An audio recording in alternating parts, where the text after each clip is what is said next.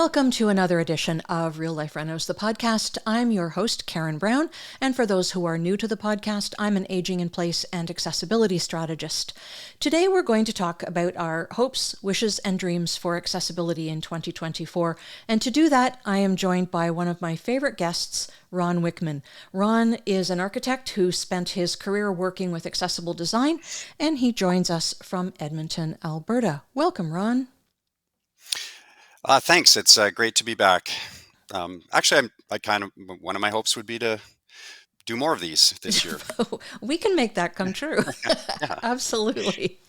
We are going to start off by taking a look at a document that contains survey results. It was a survey that was done by the Royal Architectural Institute of Canada. It's rather lengthy, so we won't go through all of it. But Ron, if you'd like to speak to this, I think it's a really interesting article. I read the whole thing, as did you, and it's all marked up because we were having an email conversation back and forth about it. Yeah, it's quite interesting. When I read the article myself, I was pleasantly surprised at the results, meaning that a vast majority of Canadians are very interested in making our built environment more inclusive. And inclusive is a pretty lofty word. It doesn't always relate to just accessibility or disability issues, but inclusion for everybody. And that means everybody. So I think most people are well aware of issues that are happening, especially here in North America, with people of uh, different skin color, that sort of thing.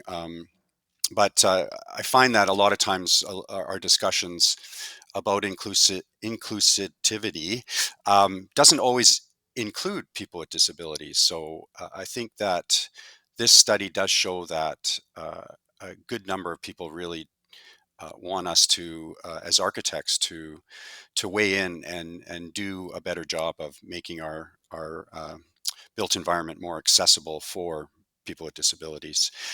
Other issues like fighting climate change, I think has been around for a little while now, more than 25 years, but it's also at the forefront of our thinking these days.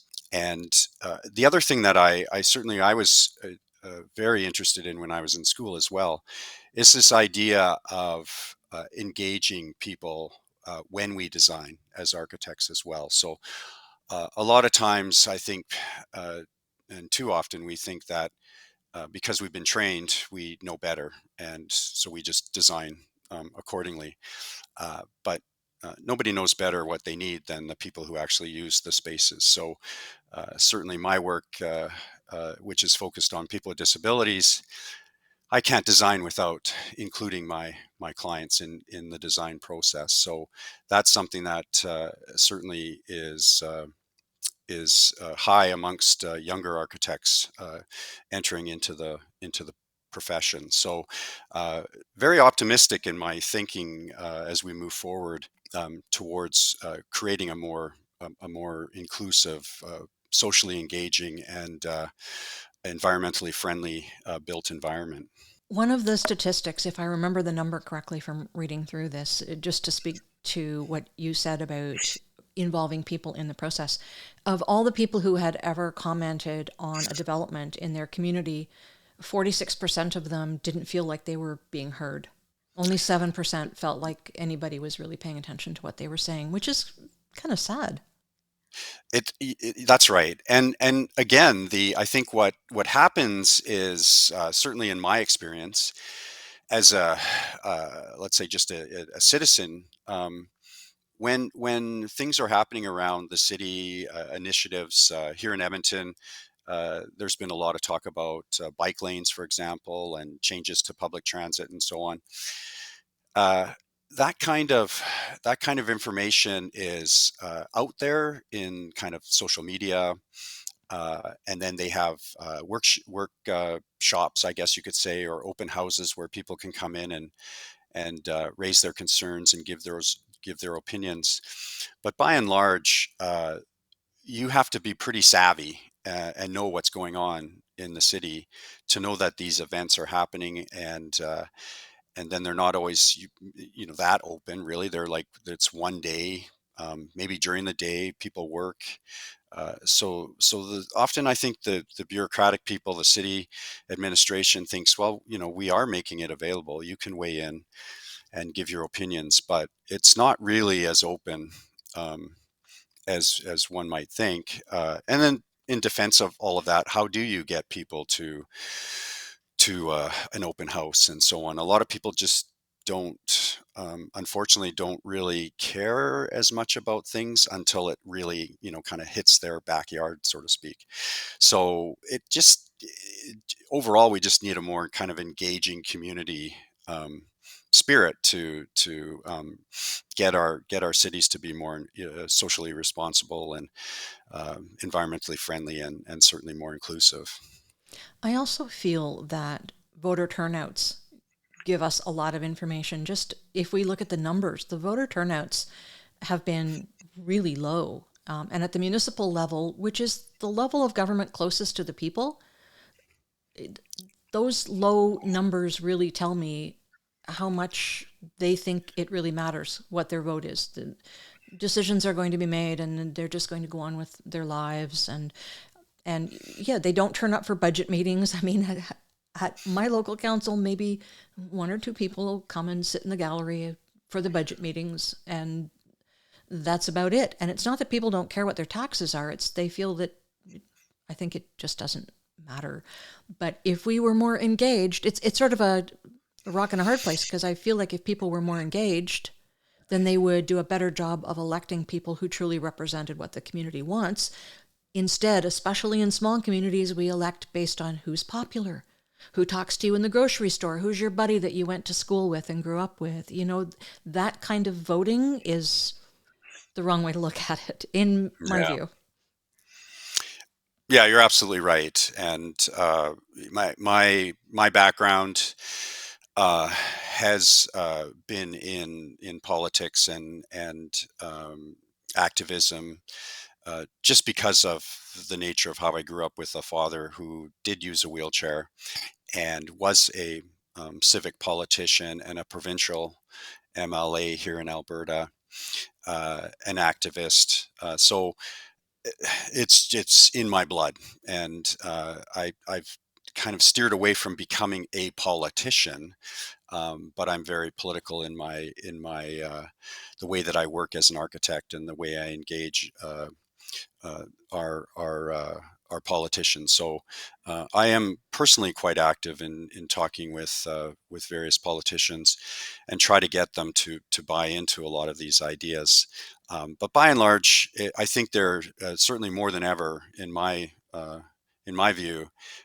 This feeling of hopelessness amongst the voters is certainly there, and it seems no matter what we do, um, the um, the politicians are just going to make decisions that uh, benefit them or whatever. I'm not even sure what their goals are anymore, um, in terms of what our cities could look like and what our culture could be like, right? So it just we seem a little bit lost right now in that sense, and I don't know how to get us back on No, track. no, that's okay.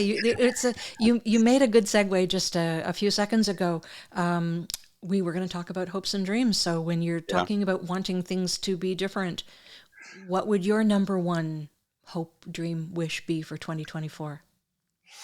it, it it's this idea of education for sure, and that's been at the core of my hopes, and as I start begin every new year, is like how do we educate people. And uh, I remember way back in the mid 90s, the 1990s, having been the author of what's called a flex housing project, which Canada Mortgage and Housing Corporation had a competition where they asked architects and builders to come up with ideas on how to create housing that's more adaptable, more flexible for a different variety of family types, multi-generational housing, people working at home, garden suites for parents that are coming back to live with their children, children that aren't leaving their home, and of course, being accommodating for people with disabilities, especially as they age.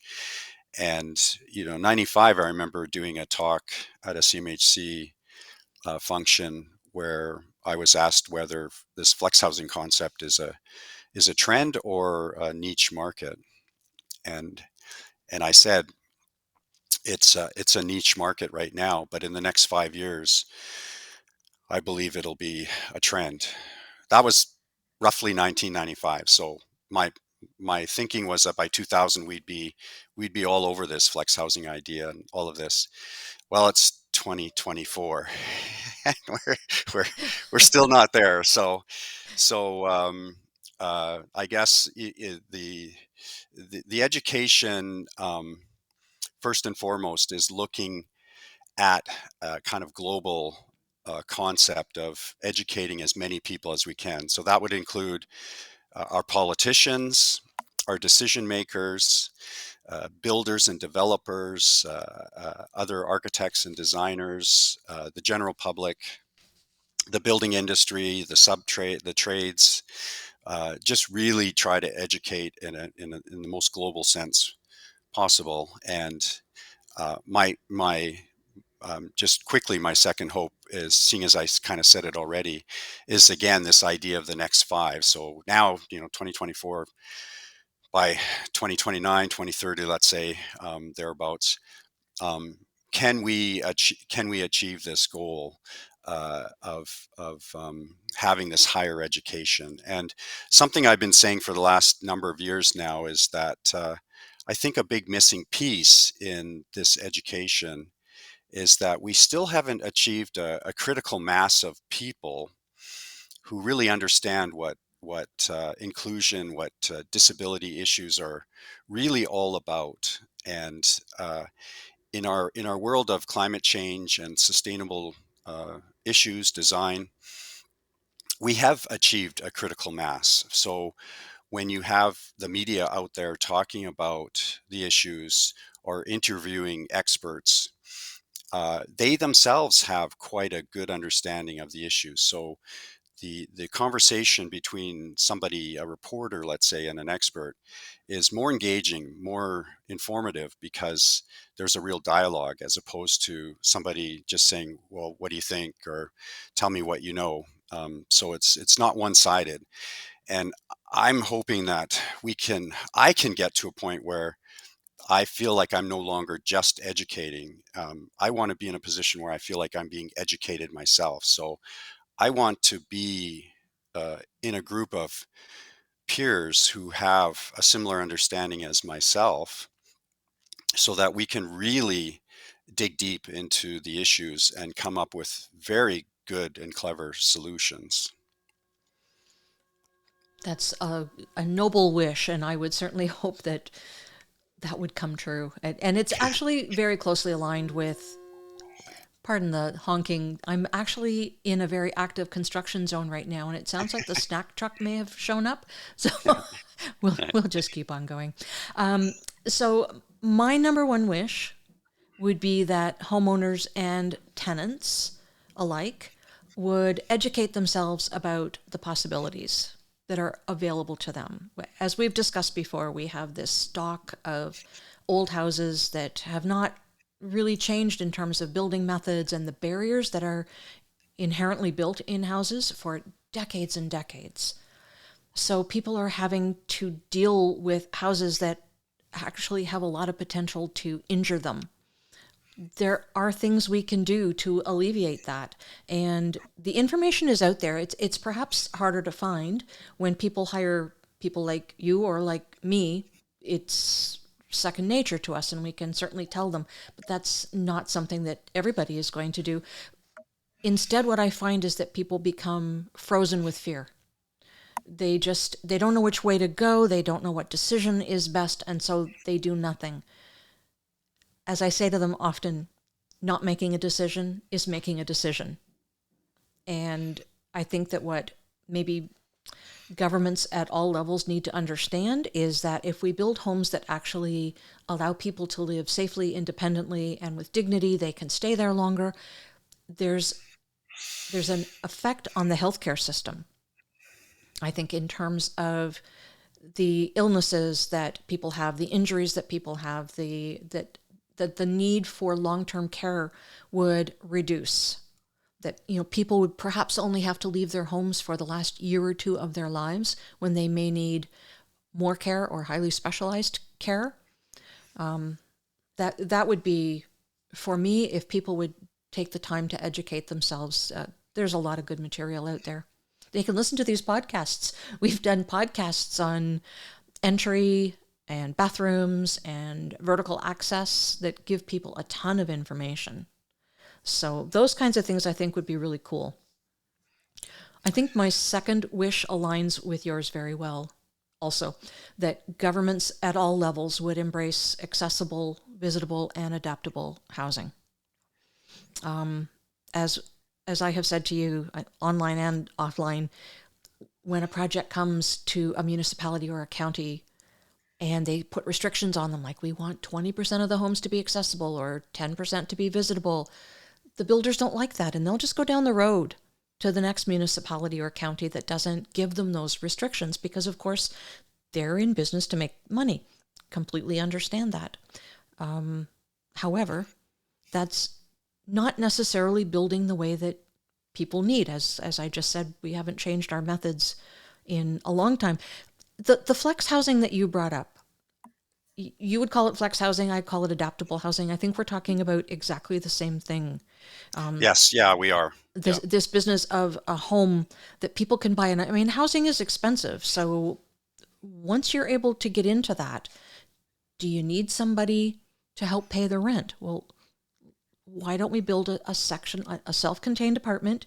You could take down the wall at some point if you wanted to, or leave it up, whatever, that a tenant could be in and help pay the rent. Maybe as your children get older and come home from college, or they're working their first job and they need to save money, that's where they could live. Maybe mom and dad ultimately move into that space while an older child takes over the main house. And then that is generational living, which is gaining in popularity. There are so many more things that we could do if only we would embrace flex housing. Hmm. And yeah, and just to talk a little bit about more about flex housing for those that don't know, Yeah. uh, the term flex housing was coined by a gentleman who worked at Canada Mortgage and Housing, and it really encompassed three words, which was affordable, adaptable, and accessible. So adaptable in the sense that you just talked about. So not just for adaptable to accommodate somebody, let's say, who goes from walking around to being in a wheelchair, but adaptable in the sense of how we can live. So this idea of having a home that lends itself to having a suite for a mom or dad that comes to live with their adult kids, or the adult child who is in university and can't or doesn't want to move yet, right? So people working out of their home, again in 1995, these were a bit more novel in terms of their thoughts. And it was quite popular, and CMHC really promoted it for a good, I'd say a good 10 years maybe. And after about 5 years, it started to sort of fade a little bit. And the CMHC then focused its attention on sustainable issues and climate change and so on, creating net zero housing, that sort of thing. And it's only been again in the last 5 years or so that Canada Mortgage and Housing has approached me, now younger people that are just reading about flex housing for the first time, asking me what I know about it. And I go, well, I know Right. quite a bit about it. so, but the flex housing concept has become more of an issue today because of our aging population. So now it's being recognized that, these are all really good ideas, because we have hit certainly a critical mass of uh, older people out there now that we're going, wow, this is like there's a real housing issue here, right? Right. So now these issues are sort of coming back again. But for me, I guess it seems a little bit unfortunate that it I have this feeling that we're like starting over again, right? Like I have to re-educate people about flex housing because the ones that started it are retired or passed on, that kind of thing. So uh, it is a little bit tricky sometimes to go, wow, okay, we gotta try this one again, right? Um, We could actually modernize the concept a little bit by not having the flex part of the housing of the house built into the house, because so many municipalities and counties now are wanting and allowing one, two, or even in some cases three additional homes on the same property. yeah, So, I mean, there's nothing more bizarre to me than somebody saying they've got a granny suite and it's in the basement. yeah, That that's right. Yeah, that just yeah. hits And me there wrong. But if there was a granny suite in the back, that could be the flex. And mhm. if only, like, I know builders want to build on these 33-foot lots. If only on that first floor they would build a den or even a dining room that could eventually be transitioned into a primary bedroom, and a washroom that has a Euro shower, because that sounds way Mhm. sexier than Yeah. barrier free shower, or even a wet room. We've talked about wet rooms before. If only they would do that sort of thing, there's your flexibility. Y Yeah, exactly. And, those are really great points, and it sort of brought to my attention again, reminded me that the big shift in this flex housing concept, with the current members of Canada Mortgage and Housing is that they do think about it as a multi-family housing situation rather than the single-family housing situation. So, in 1995, we were completely focused on this idea that we could make single-family homes more adaptable, more affordable, more accessible. Today, conditions are such that that's a big challenge, especially the affordability bit, right, to single family housing. So CMHC now is saying, in terms of the flex housing concept, it really does relate to multifamily. So low rise apartment buildings, condos, taller condo buildings, and they're really focusing their attention on that, and realizing that the single family house is still something that's not uh, attainable by a lot of people anymore, unfortunately. Yeah. Right, right. And just one other thing I just wanted to add that I think is really important to your hope, your first one, about educating the public, the Hmm. people who are want this kind of housing. Uh, you mentioned something about just having like a no step entrance, for example. We've talked about this issue before in podcasts that we've done previously. uh, but essentially not having steps at the front door, so pretty much anybody can get in. But that includes somebody using a walker, somebody in a wheelchair, uh, young parents pushing a baby carriage, somebody carrying a bike, people carrying furniture. All of these things make life easier if you have no steps at the front door. uh, what happens is your buying public might read an article or see a feature on the news and they go, oh, this no step entrance, that's a great idea. And then they go to their builder and they say, I'd like to build a house without steps at the front door. And the builders will actually say, oh, you can't do that, the code doesn't allow you to do that. So again, it goes back to that lack of education, and the homeowner doesn't have the knowledge to challenge what the builder's saying. So then they go ahead and build the house with steps. And the Right. builders are wrong. I'm not saying every builder, of course not, but a lot of builders will do that either because they really don't know that it can be done, or they just don't want to learn themselves, right? They just want to get the sale and get it built and Cookie cutter. make their money, so it's that's the challenge that you're talking about. That's obviously something that I've been working on as well for quite a length of time. Right. Right. What would be your third wish? Yeah. Well, first I'm going to just go back to my second wish, because I the second wish is a bit more specific to this idea of education. And what I'm really interested in today as an architect is dealing with the idea of accessibility.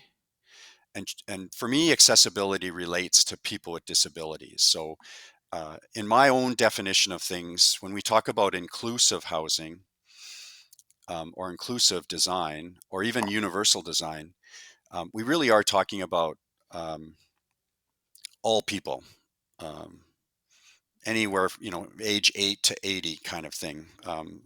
There's a urban design firm that calls themselves 8 to 80. So uh, when I speak of accessibility, then I speak of it as specific to uh, people with disabilities. And so I'm trying to make sure that other designers, especially, and architects, because that's my profession, understand this concept, so that when they do get involved in issues around climate change and fighting climate change with their designs, dealing with disaster relief, which is a lot of disasters are happening because of climate change. And most importantly for me is this issue around affordable housing. In our quest to create more environmentally friendly buildings, create housing quickly after a natural disaster like a fire or a flood, or create affordable housing, what often happens is the needs of people with disabilities are forgotten, because all of the other issues sort of rise to the top, and they're hard enough, right? So if I come along and say, well, what about people in wheelchairs? It's like, oh man, you've just added another layer to this that just makes our quest to find solutions that much harder, right? So that's kind of what I talk about the next 5 years. I'd like to really hone in on those issues specifically. And You used a really funny analogy when we were talking a couple of weeks ago about the Stanley. I mm, think this is a mhm. this is a great time to repeat that on our podcast. Yeah, yeah, it is kind of funny, yeah, because It is. um, I and now I'm hearing, like, since we spoke a couple of weeks ago, people are paying astronomical amounts of money to get these cups. Like, it's really bizarre. I know. Um, and I think and again, I'm not the expert on Stanley mugs, but It was the analogy.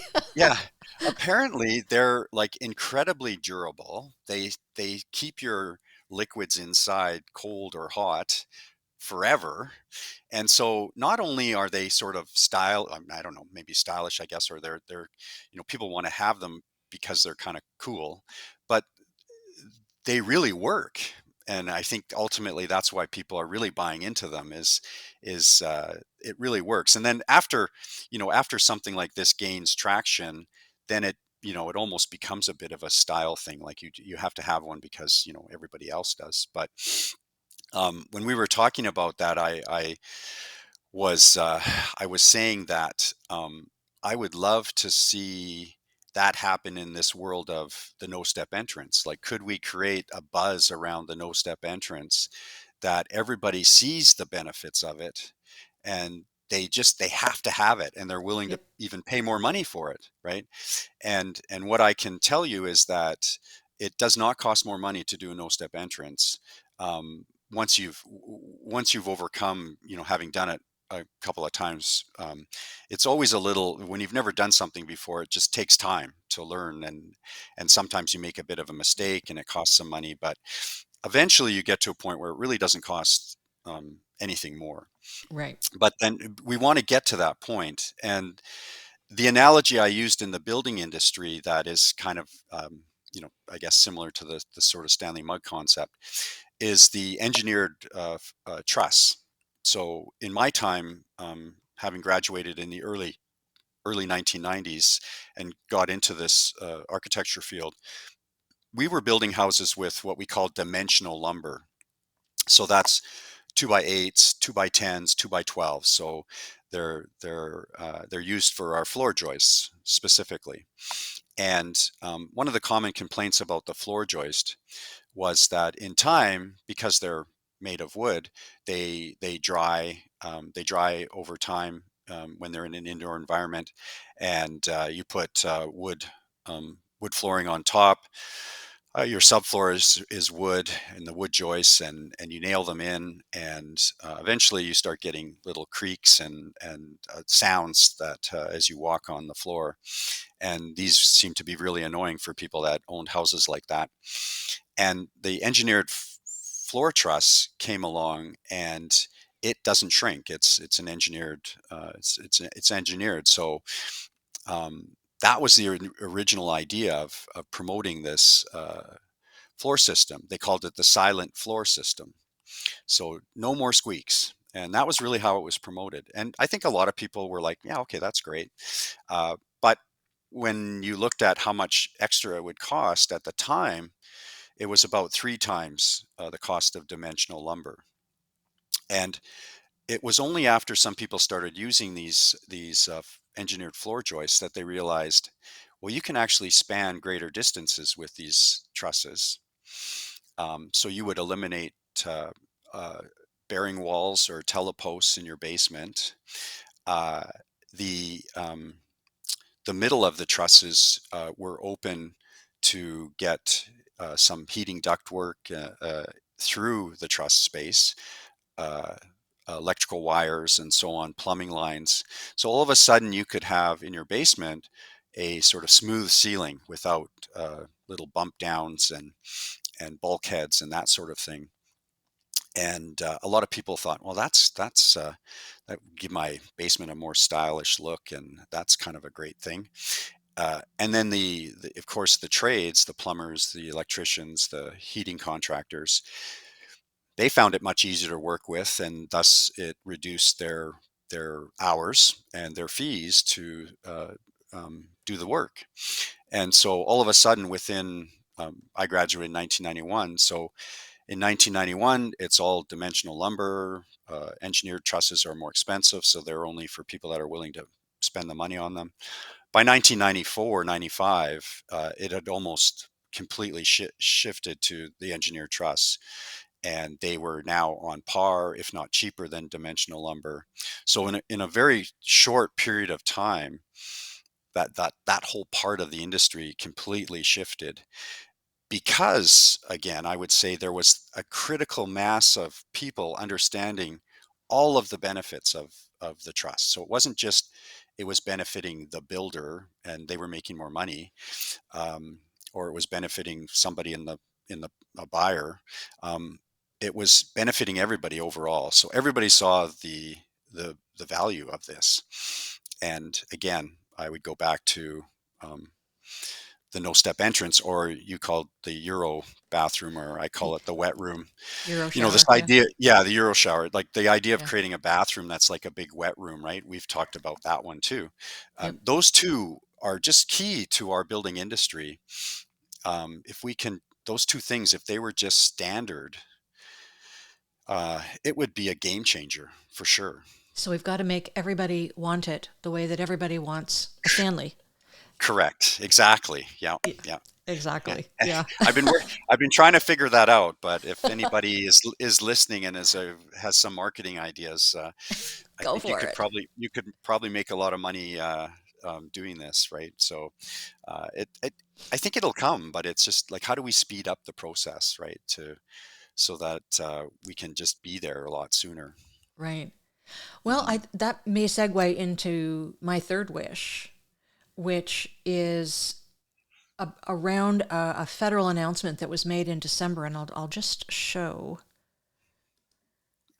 the announcement. There it is. They're reviving a wartime housing program.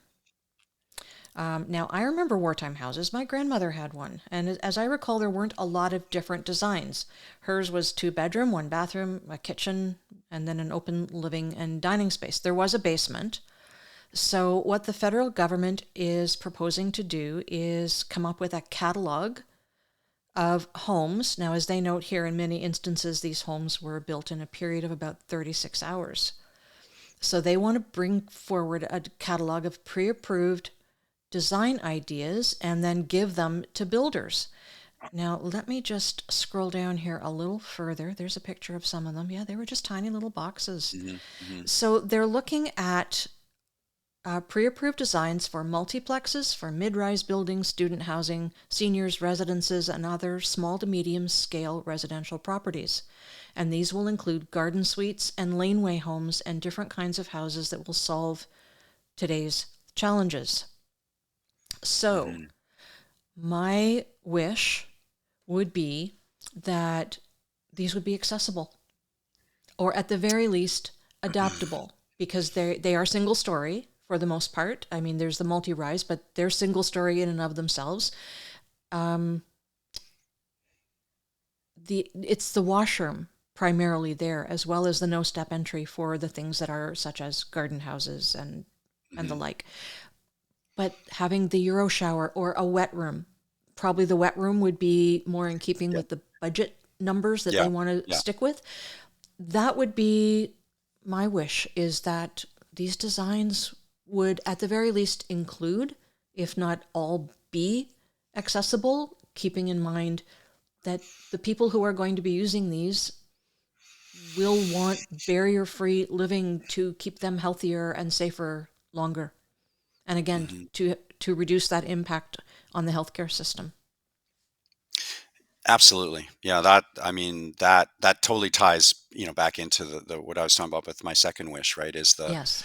Is that we come up with these great ideas and these initiatives to tackle issues around affordable housing, for example, but we can't forget that we need to make sure that they're accessible. And when we're building new, uh, there's no reason to think that we can't do it. Um, and the the wet room bathroom concept, it'd be kind of tight for somebody in a larger wheelchair, but if you take your very basic bathroom, which is typically 5 feet by 8 feet, that's a toilet, a sink, and a bathtub. If you turn that into a wet room, so it's just a toilet, a sink, and a shower area, um, you're not you're just making it a wet room, and you're not making the space bigger, so you're not making the house bigger. Uh, and if you just make sure that you grade your land so that there's no steps at the door, um, you're Voila. done. Yeah, and I think using the term adaptable probably, in terms of a kind of a marketing idea, makes more sense to people. I still think there's a stigma around this idea of accessibility being about people with disabilities, and far too many people go, I'll never get there. Like I'll never be there. Even when I'm 90, I won't be, I won't have a disability. I'll just be 90. Yes, they will. I was thinking that firm that you mentioned that calls themselves 8 to 80 should call themselves Birth Yeah, to Death. Really, yeah, birth, yeah, birth yeah, to yeah, death would be far more yeah, yeah. appropriate. And I can't help but think of a quote I heard from, her name is Eleanor Smith. So she started the concept of visitability, and I read in one of the articles that she wrote. So she started the visitability concept in the 80s, in Atlanta, and she said, a no-step entrance helps everyone and hurts no one. So you can't really. I mean, you can fall at a no-step entrance, I guess, but stairs just only make it a little bit harder for so many people, right? And a lot So harder stairs, for others. yeah, there's no advantage to stairs really. No. Um, and I would argue the same thing about the sort of this idea of the curbless shower area or the wet room.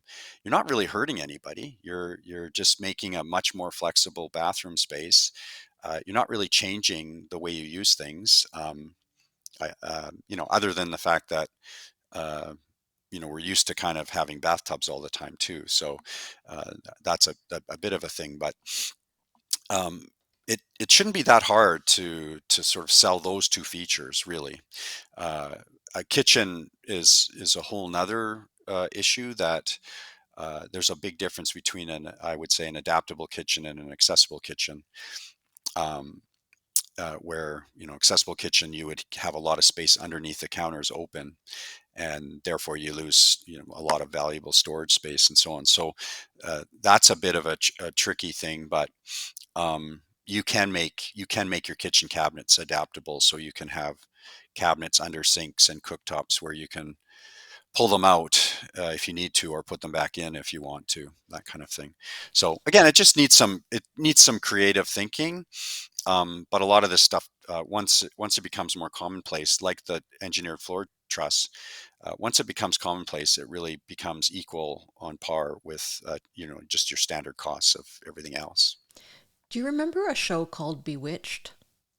Oh yeah, So it's on like the oldies channel, and I will yeah. occasionally watch it. I think I've probably seen them all 15 times, but it still amuses me.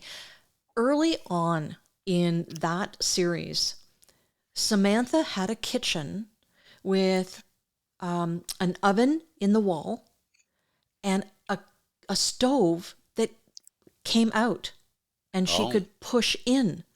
hmm. I have never seen that anywhere other than in that show. But Yeah. what a great idea. Well, of course, you can't leave the elements on and push it back in. But regardless, the concept of being able to stow the things that you don't need, Hmm. fantastic. And I did hear several years ago that condos were being built in downtown Toronto that didn't really have kitchens at all. They had a microwave because who lives in downtown Toronto that actually cooks? And now Yeah. with Yeah. air fryers and such that you can just sit on the counter that can do virtually anything an oven can do. Yeah. I mean, we're coming up with so many cool things, but there are a lot of cool things that already exist, like Euro showers and wet rooms and no step Yeah. entries that Yeah. we could do to make people's lives so much better. Tell me what you're going to focus on in the next year ahead. Yeah, so it's kind of we've already kind of talked about it already, but the idea of what I would call small victories. So I would say it's fair to say about myself that I've always thought big in terms of my goals, uh, right from being a young person. This idea of making the world more accessible, right? And I've come to the realization as I'm in my 60th year, I guess you can say. That's a pretty tough goal. It's and sometimes I feel like I'm just beating my head against a wall. So I'm taking more joy, and I have been for the last year or so, more joy in what I would call the small victories. So just acknowledging that I'm not always changing the world, but I'm helping out a client who has a disability, and we're making that person's house more accessible, that family's house more accessible, allows them to do more things. One of the comments that I always take great pride in is when a client tells me that their 3 hour morning routine in the bathroom has been cut down to a half an hour a day. So that's 2.5 hours every single day of their lives now that is given back to playing with their kids, enjoying life, and not having to deal with the obstacles of a poorly designed bathroom. So those I guess in my mind those were more insignificant victories as I've been practicing as an architect, and I'm starting to realize that I should value those victories, those subtle changes more, because they are really helping, right? And I'm not going to change another architect's mind by saying, well, this is what you need to achieve. But if they can achieve um, a smaller goal in their design, so they're designing an industrial building or a small housing project, at least talk to your clients about making it more accessible and what that might look like. And maybe you don't do it all, but you do some things like the no step entrance. Maybe the house isn't super accessible inside, but you've got that no step entrance. Or or and again, the wet room would be a great thing as well. So I'm kind of just trying to embrace, and I think this has a lot to do with just being older. Just to embrace the day and enjoy the day, and try to do that education bit. We kind of one day at a time too. And I think it's sort of changed my perspective a bit. Uh, it's helped me kind of calm down and stress out a lot less about feeling like I'm not really helping. I'm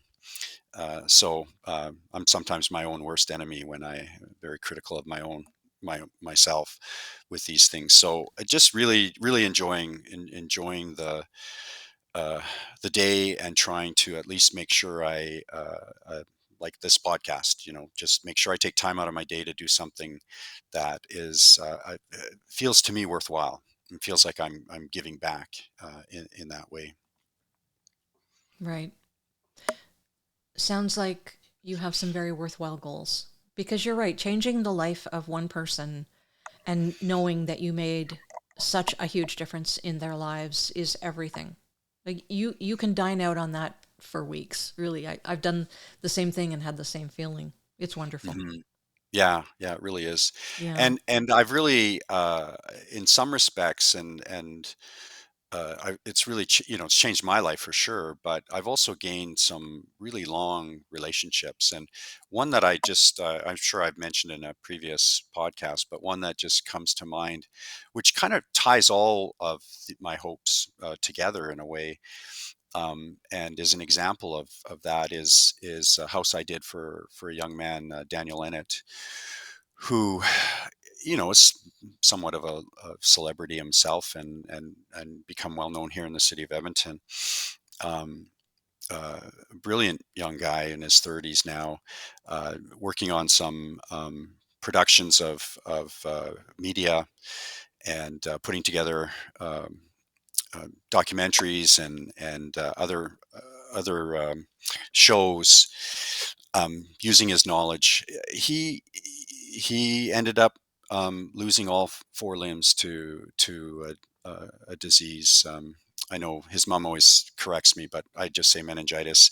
It's a more medical term, but essentially it's a form of meningitis. Um, and we designed a house for him to, interestingly enough, it ended up being a 4-level split home with ramps inside instead of stairs.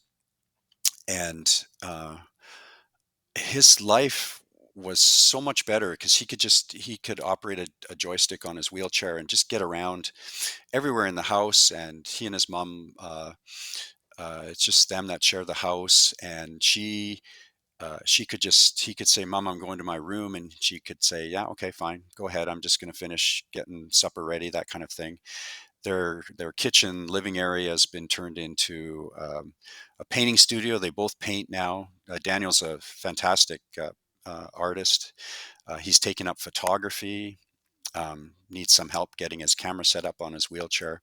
He's such a creative young guy, and I'd like to think that the house and the way he was able to grow up in the house offered him that kind of independence that gave him confidence to take on the challenges of just day-to-day living for a young person. And his maybe are a bit more challenging because of his um, missing limbs. But he figured out a way to make it work, and now he's thriving and doing well. His friends would always gather at his house because it was hard for him to come to theirs. Uh, it normalized, the house was normal for his friends. They didn't think anything of it. So not only does Daniel understand and his mom understand what accessible housing is all about, but so do all of Daniel's friends and family and friends of his mom as well, right? And I class that I would teach, I'd bring my class to the home, and they would just often be stunned at how innovative and interesting the house is. And the young people, some of Daniel's friends were interested in becoming architects or getting into the design field because their friend was Daniel, and they grew up in this, or they hung out in this interesting home. So it does go back to this idea of small um, small little deeds or small pieces of work can have that ripple effect, right? In terms of reaching other people and then getting us to that critical mass of people that understand how to make better housing in a better built environment. Right. That's a lovely story to bring us to a conclusion on this podcast. Unless there's Mhm. another wish or hope or dream that you want to sneak in. Uh, yeah, I hope to see my grandkids today. Yeah.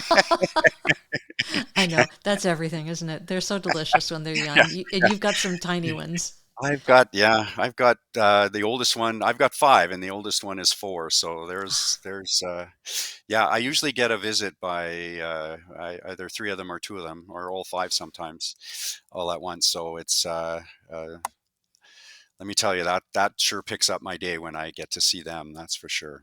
And you have to form those relationships now because there will come a time where it's not so cool, but Maybe not. Yeah, yeah. they will lean on that relationship and they will come Mhm. back to us later on.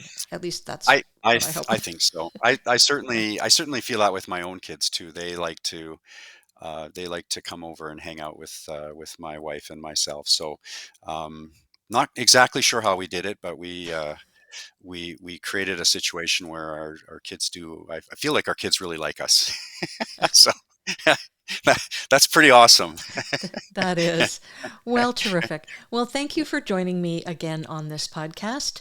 And Oh, you're thank welcome. you to all of the people who have joined us for this podcast. And I look forward to seeing all of you on the next podcast, the next episode of Real Life Renos, the podcast.